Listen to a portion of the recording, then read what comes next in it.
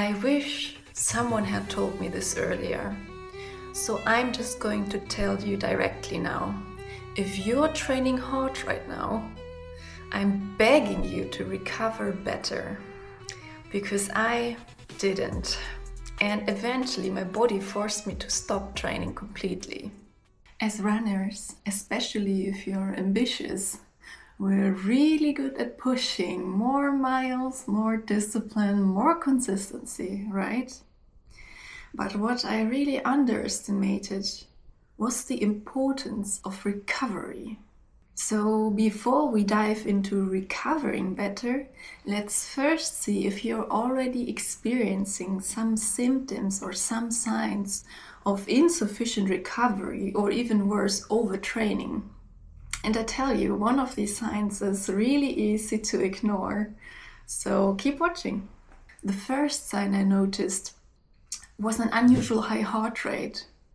If I would go out for an easy run, my heart rate would suddenly spike up into zones that I would usually not see it in. And what should have been a comfortable easy run turned into quite a hard training session. So if your heart rate also is spiking during what should be an easy run, or you even see a difference in your resting heart rate, and this persists for a while, this is usually quite a strong sign from your body that it doesn't handle the stress right now. Now, the second sign was a constant physical exhaustion. And I don't mean, I trained hard tiredness, but something that was so underlying and persistent that you could feel it almost at any time. So even before I started training, I already feel drained.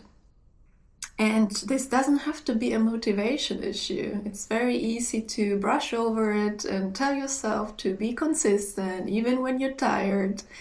But it could just be your body really asking for more rest. And last but not least, but the third sign, which I personally think is quite an alerting signal, is that running doesn't feel like running anymore. It just starts to feel like another obligation, something that I had to push through. And all the positive sides of running, feeling that joy, clearing your head, getting the stress out of the system, all disappeared. And that usually is quite a strong signal from your body that something is not right. If you want to dive deeper into these signs of overtraining, I have made a separate video about this and I will link it up over here. So looking back at this now, nothing of it happened overnight. There were a lot of little signals that I kept ignoring until it was too late and my body had to shut me down forcefully. So let's dive into how we can improve that situation and make sure that our body gets enough recovery so that we can actually continue to make great progress. The first strategy I want to highlight here is to treat rest as part of your training. What do I mean by this, right? Well, first of all, we schedule our training into our training plan. So we should also schedule our rest days into our training plan. And we should also stick to it accordingly and not just skip it, right? This also includes scheduling deload weeks and ideally even off-season. Just think of what the pros do and act accordingly. The second strategy is to always look at your overall stress load. We cannot treat our training stress separately from all the other stress factors we experience in life.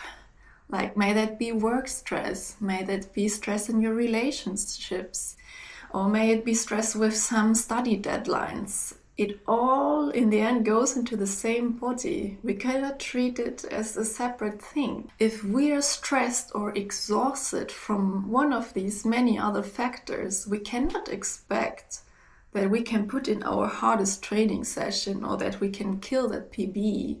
We actually need to look at that overall stress load and adjust accordingly. And the third strategy I would like to introduce to improve your recovery is don't push through pain. I know this will sound controversial to many of us because we were told we always need to push through, consistency beats tiredness, and so on. But let's do the right things consistently. Instead of pushing through that pain and risking injury, overtraining, or even burnout, let's just take another day of recovery.